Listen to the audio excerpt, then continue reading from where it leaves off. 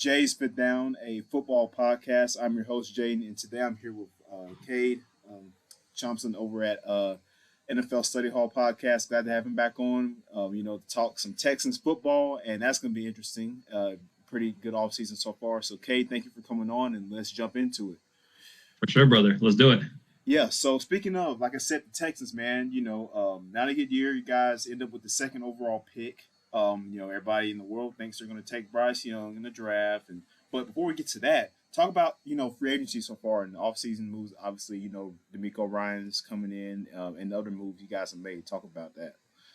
Well, the first thing I want to mention is we have the second overall pick, and we were talking about Bryce Young and yada. We have gotten a lot of hurt recently. It kind of happened more when it originally happened back in February about going for that last touchdown at the end versus the Colts that made us lose the number one pick. I say throw that ball every single time. The rivalry between the Colts and the Texans is so underrated, but we absolutely hate that team. And I got no problem with us beating them in Week 18 going for the second overall pick. So I just wanted to address that real quick. But honestly, this offseason has been pretty good for us. And I think that we first need to address, because before we went after any type of single player, we completely reamped this entire coaching staff. And it started with D'Amico Ryan's at the helm. Head coach for the Houston Texans, was previously the defensive coordinator with the San Francisco 49ers for several years, had been in that system for even longer time. So he's been behind Kyle Shanahan for a while. He has known that style of offense. He's a defensive specialist. What I love about it is he is a linebacker specialist. And the Houston Texans were 32nd in rush defense, which usually starts with the linebacker position, battling that second level of the defense. We were allowing over 175 yards a game on the rushing side. So the fact that he's going to come in there with that defensive presence, with that energy, with that fire, having coached these great defensive players for the San Francisco 49ers for all these past years, I think it's an absolutely brilliant move on the Houston Texans' part to sign him to a big 6-year contract, because they know their offense is getting better. And we'll get to it in a second, but the offense is definitely working its way forward. The secondary for the Texans was top 10 last year. So you can get that defensive line and linebacker squad squared away. This team could get back into the contending for the AFC South very soon.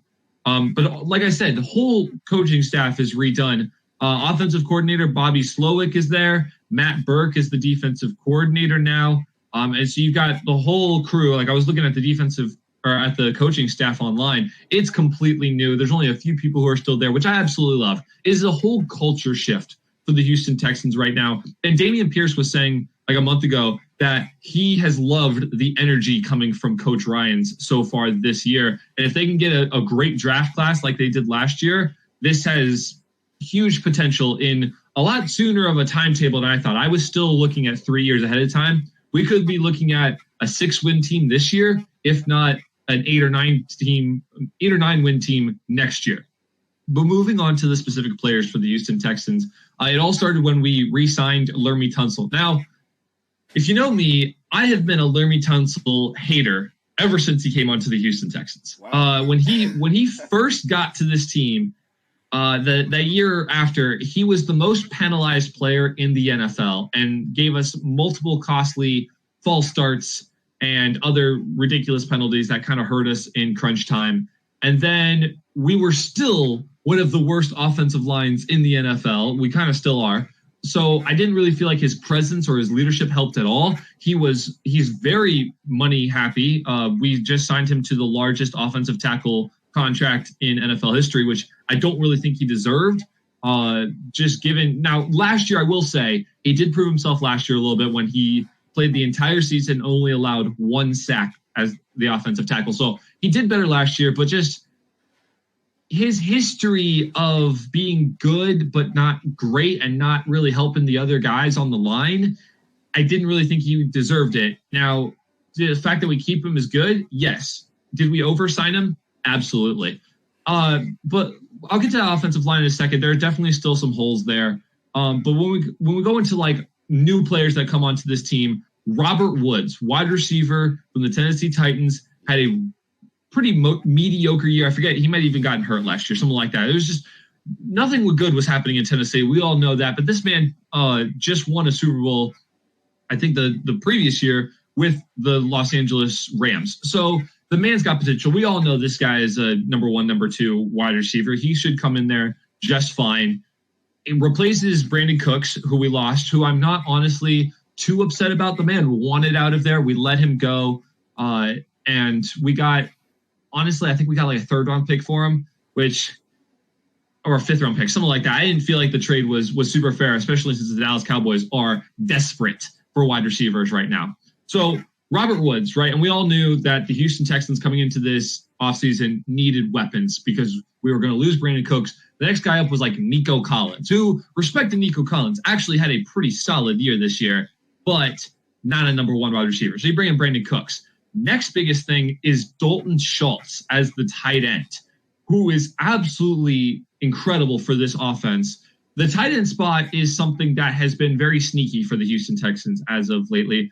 Jordan Akins did very well.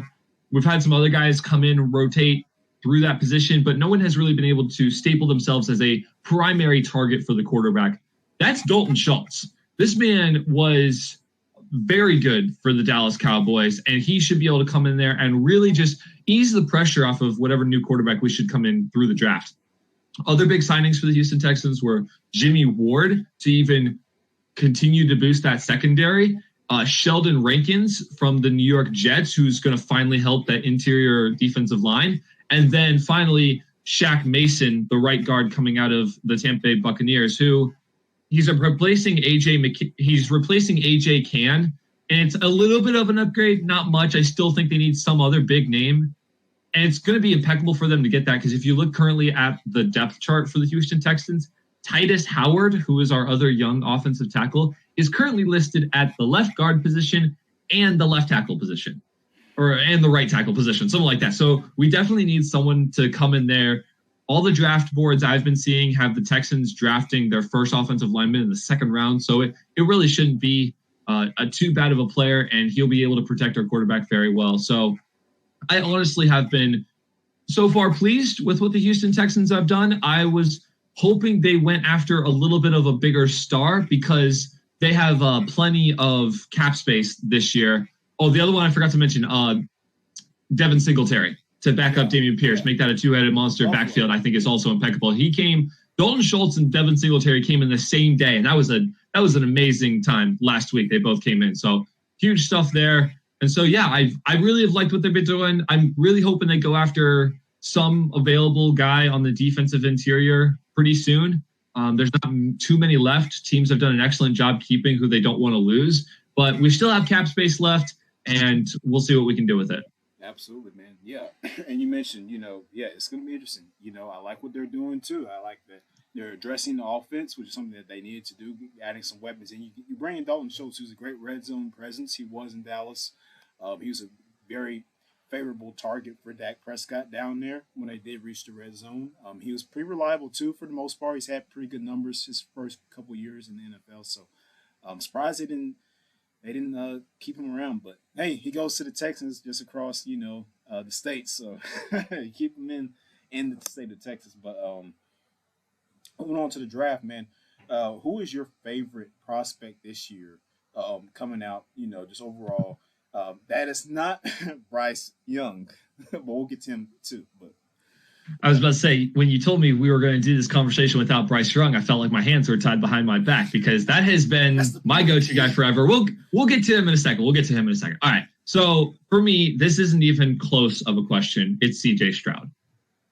The fact that I was not too disappointed with the Houston Texans getting the 2nd overall pick is because I knew we were guaranteed either Bryce Young or CJ Stroud. Am I leaning more towards Bryce Young? Absolutely.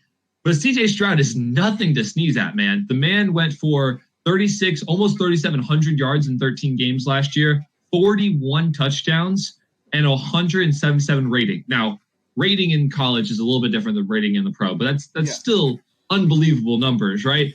And one thing I didn't realize, and as I look back at his stats and stuff like that, is this is a big quarterback. I thought he was just a little bit bigger, like maybe a 6'1" type of guy, like a little bit of a bigger version of a Bryce Young. The man is 6'3". and has an unbelievable cannon for an arm. Now, there are some downsides to him. He has had it very easy in Ohio State. He had a great offensive line. He had NFL caliber wide receivers, and he really didn't have to work very hard at getting the ball out and stuff like that. So coming into Houston with a mediocre offensive line and not the best talent on the wide receiver positions, we will see if he can step up to the pressure. But when you're talking about a guy who can just sling the ball wherever he wants on the field, CJ Stroud is probably the best in this draft class. He is extremely accurate. He has the deep ball presence, and I really like how he is as a leader. Both Bryce Young and CJ Stroud going for them this year is their leadership in the locker room, and that's exactly what we're going to need coming into this draft class. The other reason I'm also saying CJ Stroud is that there is a very good chance we would get his partner on the wide receiver side, Jackson Smith-Njigba, who was his number one target 2 years ago. Last year he was hurt, didn't really play much, but in 2021, in 13 games, this Ohio State wide receiver had 1,600 yards and 9 touchdowns. Absolutely was blowing away the competition, was projected to be one of the best wide receivers in his class, and is arguably still that way. Now, so that's one hypothetical for me. If you get CJ Stroud, you better darn get his buddy up at Ohio State, Smith-Njigba. Yeah. My other hypothetical scenario is that let's just say we go for Bryce Young or someone else. Then you have to go as that number 12 overall pick because that's our second. We have 2 first-round picks at 2 and 12. That 12th overall pick better be Quentin Johnston from TCU. And honestly, if you had to make me pick between Smith-Njigba and Johnston, I would take Johnston just because he's the bigger wide receiver. And we already have Robert Woods, who's more of that quick slot kind of guy, and Nico Collins as well. So this big Megatron built kind of guy, Julio Jones type of aspect to him in Quentin Johnston, although he has not proven himself as much as the college level, even though he had a great late year last year. So you got to take the CJ Stroud, Njigba pair, or another quarterback and the Johnston pair. The one sleeper that I have in mind, and this is a very controversial opinion and one that I have not seen go out very much, is that my two, like I said, either Bryce Young or CJ Stroud. But if we want to go crazy and we want to take a huge risk, I'm leaning most to Hendon Hooker than anyone else. Okay. I like Hendon Hooker this past year because he proved himself to be poised in the pocket, able to scramble and get the ball out. You look at the other two guys that are really we can agree that there's the big 5 in quarterbacks with Hendon Hooker. I'm going to throw in there as the 5th. But the other two are Anthony Richardson and Will Levis, right? Okay. Anthony Richardson is in this draft solely off of talent, not because of stats or what he did at Florida. I mean, he is. He absolutely killed the combine, and now he's projected to go into the top 5 of this NFL draft. The man has unbelievable skills, talent, potential, but can he prove himself? Because he only really had one solid year at Florida, and it wasn't really that solid compared to everyone else. 2,500 yards, 17 touchdowns in 12 games. Bryce Young in the same amount of games had 3,300 yards and 32 touchdowns. Yeah. So it's not even close, right? Now, is he big? Is he fast? Is he strong? Can he scramble like nobody's business? Absolutely. But coming into a Houston Texans squad, you literally just told me before we started recording that you wouldn't want Lamar Jackson in Atlanta because they're not built for him. Right, it's the same way I think with Anthony Richardson in Houston.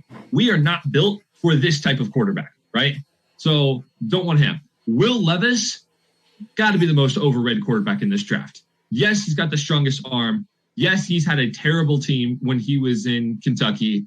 But I mean, he still really didn't do much. He made a ton of poor decisions. And I think that's my biggest thing with Will Levis is we just came from a guy who threw 14 interceptions in one season. I don't want another kid with similar styles of play to do the exact same thing with a weaker line and not great receivers, kind of like what he had in Kentucky, right? So I think when you talk about guys who look the most pro-ready, it's Bryce Young, CJ Stroud, and Hendon Hooker.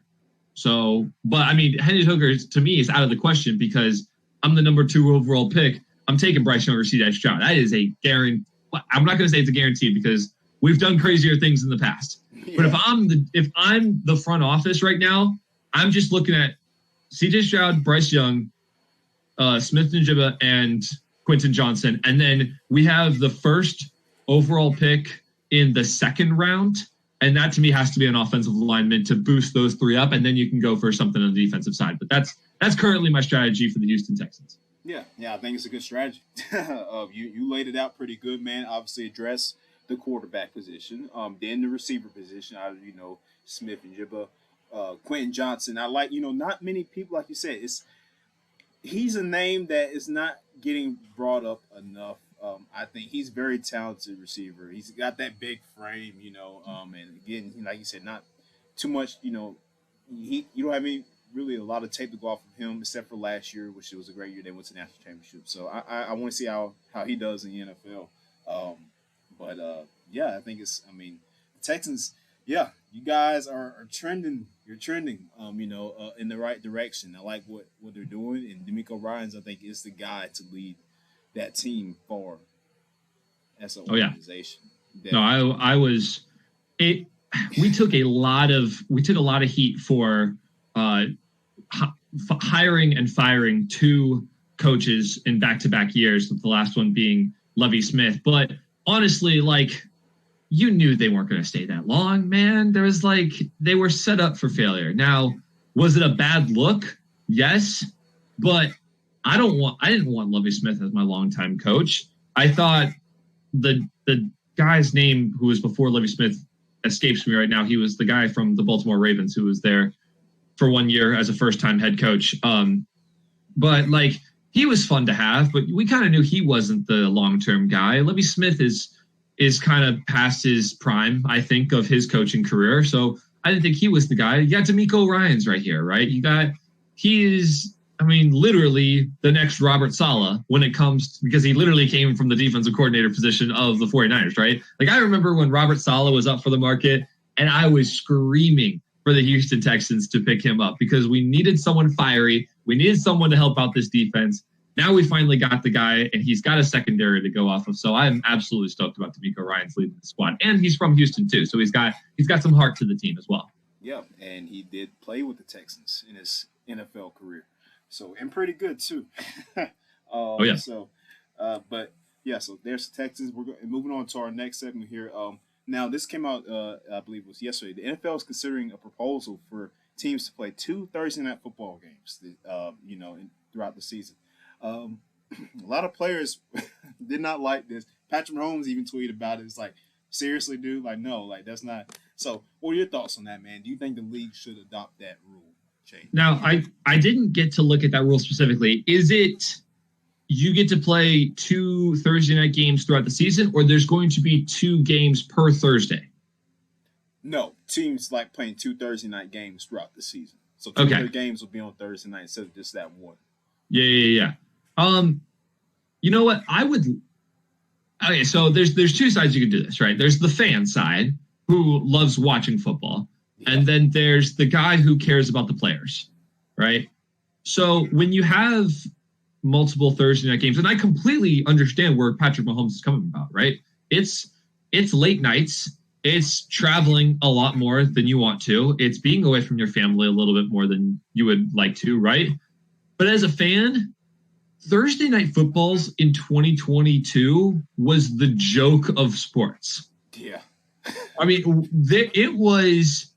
I felt bad for Al Michaels and whoever the Kornheiser or whatever his name is that was on the call with him, right? But because there was not a single good game throughout Thursday night football. We're talking, I think the Broncos were on there multiple times, the Colts, the Bears, there were so many bad teams that it was not even worth watching Thursday night football. And as a kid who's studying sports broadcasting here down in South Florida, their broadcasts are phenomenal. And I love the anchors and I love the technology they're starting to put in there and stuff. Literally it was not worth watching because the games were that bad. So as a fan and as a broadcasting perspective, I would love to have teams do multiple Thursday night games per season because that means I'm going to get more of the better teams in prime time, right?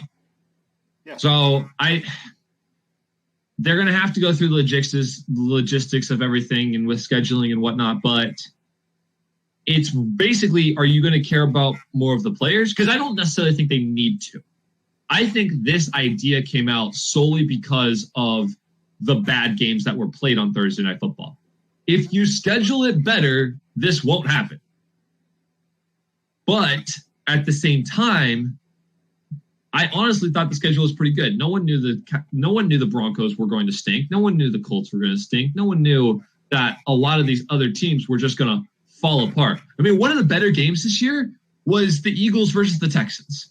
Yeah. Which should have been a blowout and turned out to be a great game. And then games that should have been a great game turned out to be either duds or blowouts. So honestly, this is one of those things where it's like, lately we've been getting a lot of stuff in the NBA and the MLB about injuries, right? And people are trying to figure out how to fix these things. It's one of those things where I don't really think you can fix. You're just going to have to because our years past, Thursday Night Football, that was the game to watch. I mean, that was the primetime game of the week, was a lot of times the Thursday night game. And last year it was the Sunday night game. And maybe next year could be the Monday night game. So I think it's just going to flex around.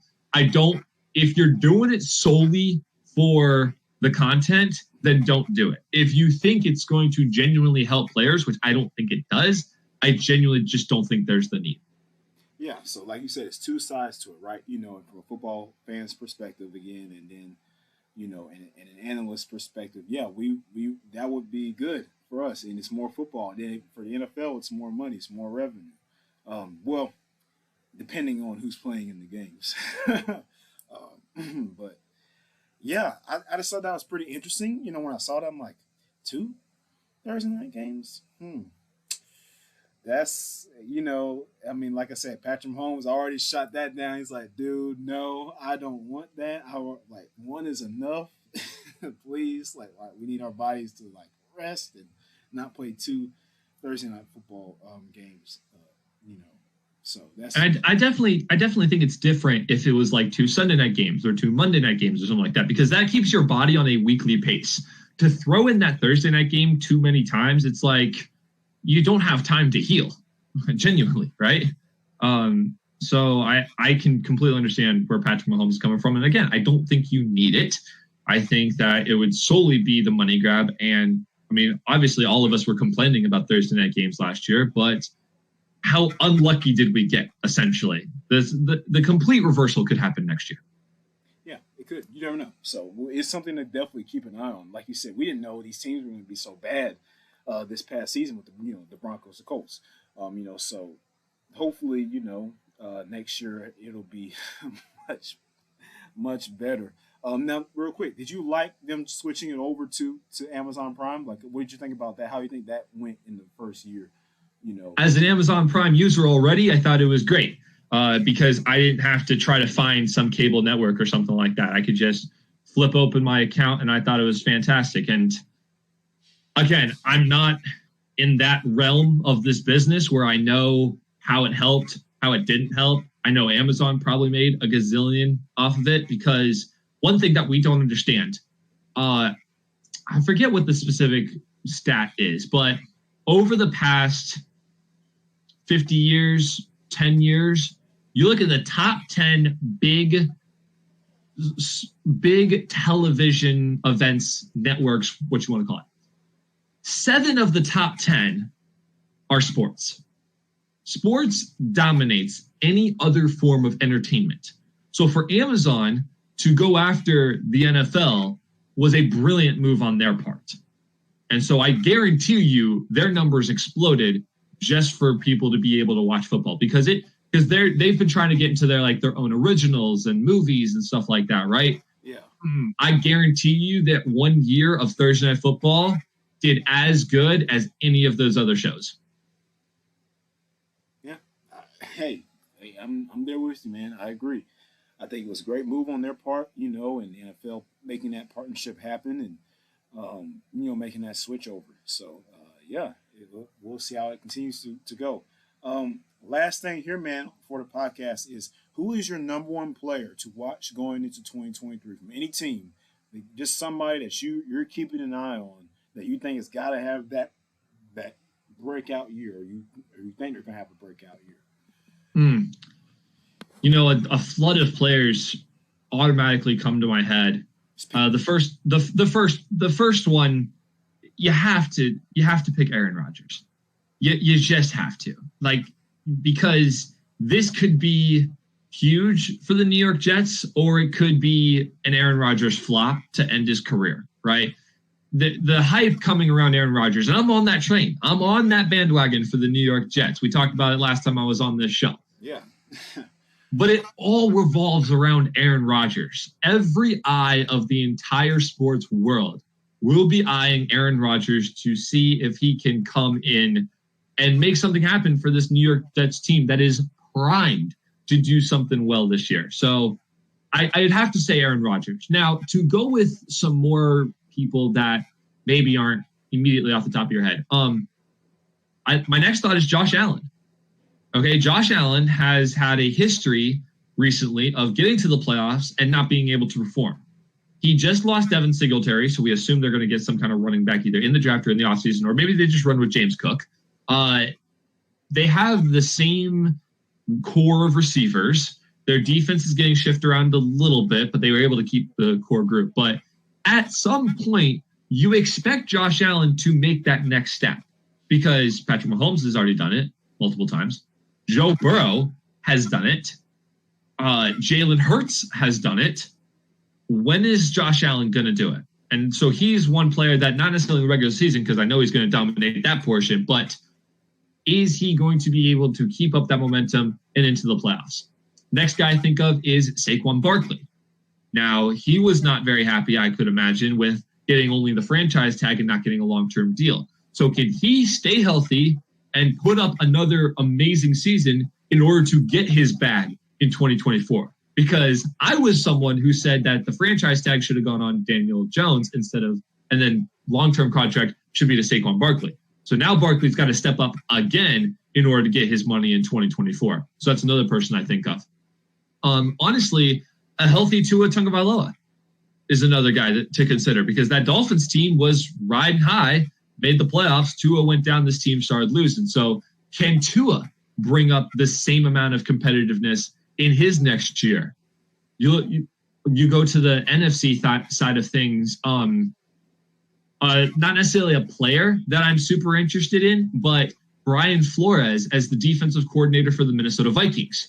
Because let's be fair, that Vikings team could have done a lot more had it had any type of defense and any type of momentum into the playoffs, right? Well, Brian Flores, a guy who came out of the Patriots system, did excellent with the Miami Dolphins, went over to Pittsburgh for a year. He was like some weird assistant. I wouldn't really consider that too big of his resume. But now going to Minnesota, wow, that's a market. That's a team that can win. That's a team that already has potential, right? What can you do with a defense that was notoriously choke-worthy last year? So those are a lot of guys that I would consider to see. Obviously, you got the guys who had breakout performances last year that can they back it up? Jalen Hurts, not too worried about him, but what can he do? Recently, Kyle Shanahan came out that Brock Purdy has earned himself the starting job for the San Francisco 49ers. All right, well, he came in as kind of like the Cinderella story. What can he do when he's expected to be the top dog in that division as with the San Francisco 49ers? Because honestly, Seattle will be good, but I don't think they can compete with the 49ers. The Rams haven't done anything noteworthy, and the Arizona Cardinals are just projected to be worst in the league next year, right? So Can Brock Purdy meet those expectations? Will Tony Pollard be able to be a number one running back for the Dallas Cowboys? And will Mike McCarthy be able to call the correct plays because he's taken over the play callings for the Dallas Cowboys, right? So the number one guy is Aaron Rodgers, and it should be Aaron Rodgers for everyone in this league. But there are quite a few guys who I think need to step up again and need to come out of hiding and need to be able to put up another amazing performance. I agree. And I think the player for me will have to be Jalen Ramsey. He has been a very, great corner throughout his career. He's tremendously talented, and since he went to the Rams, he he elevated his career. But then, he had some slip ups in the past couple of years, with Los Angeles, last year just being a train wreck. But the whole team, and now he comes to Miami. So I want to see, can he bring that back up to where we're talking about the Jalen Ramsey that was just, locking people down, and just getting picks, and just to go that Jalen Ramsey that nobody could get anything on. So that's the guy I'm looking forward to, Cade. But thank you for coming on the podcast today, man. Talking some ball with us, some Texans ball, and looking forward to the draft, man. And so that's a little less than a month away, so we're almost there. Yes, sir. It's an exciting time in football. It's good to be talking football at this time of year because there's not much else going on. But again, Jay, thank you so much for having me on. It's always a pleasure. Oh, always, man. Yeah, and make sure you guys check out Cade's podcast. NFL Slate Hall. Check it out. Great stuff there. You can check us out here on YouTube, of course, and every podcast platform. We'll always be updating you guys with everything you need to know for football. And that about wraps us up today, Cade. Thank you again, and we will see you next time, man. All right. Peace out, y'all. Yes, sir.